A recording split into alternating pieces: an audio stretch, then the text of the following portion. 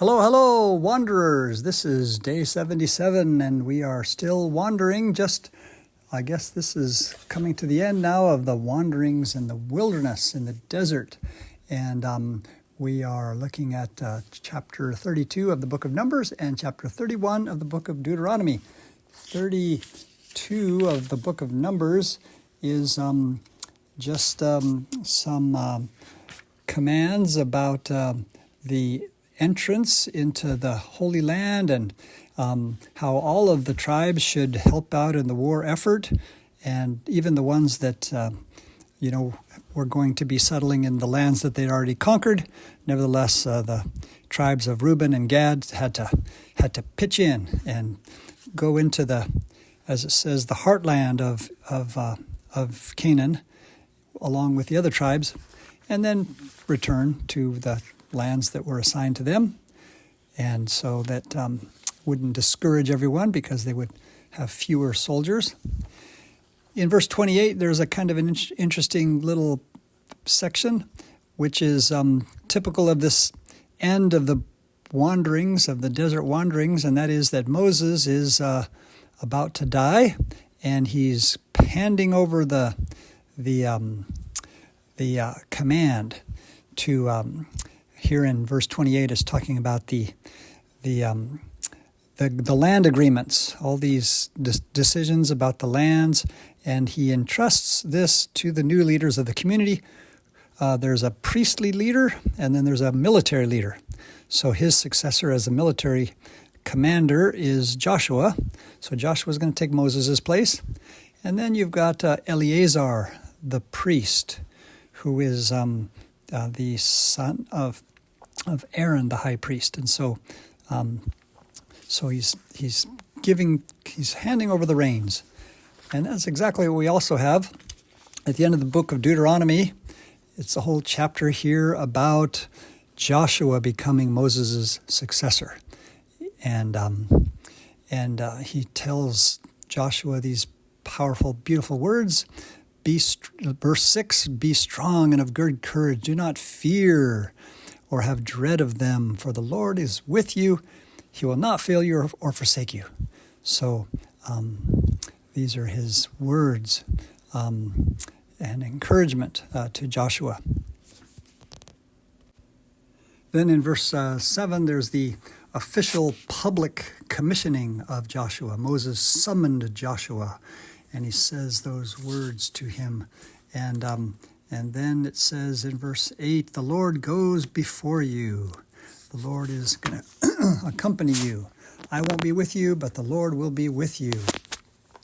Then in verse 9, there's some words about the fact that Moses was a writer.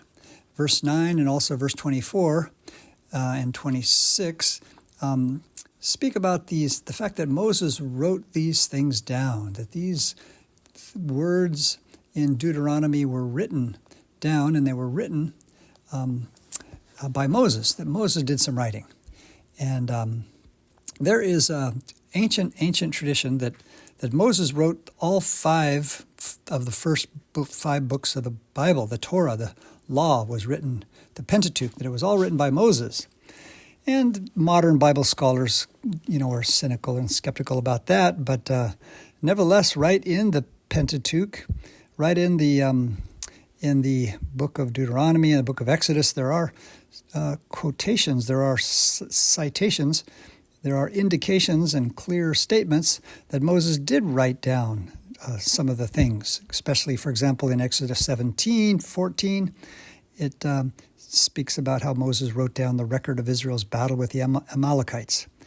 It's clearly stated that Moses wrote down the 10 commandments of the Decalogue the second time. The first time it was God's finger, but then Moses wrote it, and then he wrote the covenant code, which were those additional laws that were added after the golden calf incident, and that's Exodus 24, verse 4, and that Moses, in Exodus chapter 34, it says that Moses wrote down the laws about the covenant renewal at Sinai, and then in Numbers chapter 33, it mentions that Moses wrote some things about their travelings, And then the lyrics of the Song of Moses, which we're going to hear in the next chapter, that was obviously the Song of Moses, written by Moses. And in any case, so at least certain sections were definitely written by Moses, according to the Pentateuch itself. And then there are New Testament writers and figures that mention that they believe that Moses said or wrote these things, including Jesus said it in chapter 5 of book of John, John's Gospel, and the Sadducees mention it in Mark chapter 12, verse 19. St. Paul says it in Romans chapter 10, verse 5. And so it looks like, it's pretty clear that Moses did some writing and did a lot of the writing down some of these recollections of the wilderness wanderings. There's an interesting little note there in verse 26 that it says that Moses was to take this book, this stuff that he had just written, and put it by the side of the ark. So he's supposed to go into the Holy of Holies, into the sanctuary behind the curtain, the veil, and put it next to that box which held the Ten Commandments. So inside the ark box was the Decalogue, the Ten Commandments. Those are, the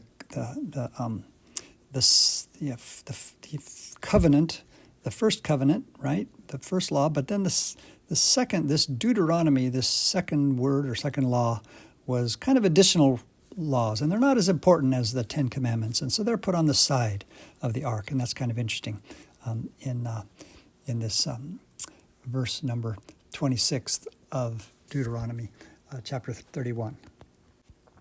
And that, of course, was to remind the Jewish people and the priests who would go into the sanctuary of these laws. They were kept there as a memorial, and there were other things kept there as well to remind them of things.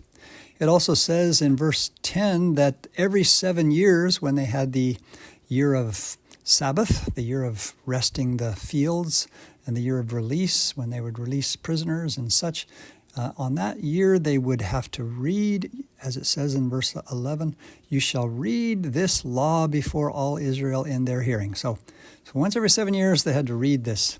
They had to hear the Deuteronomic covenant laws, so that they could remember and keep themselves separate from other nations.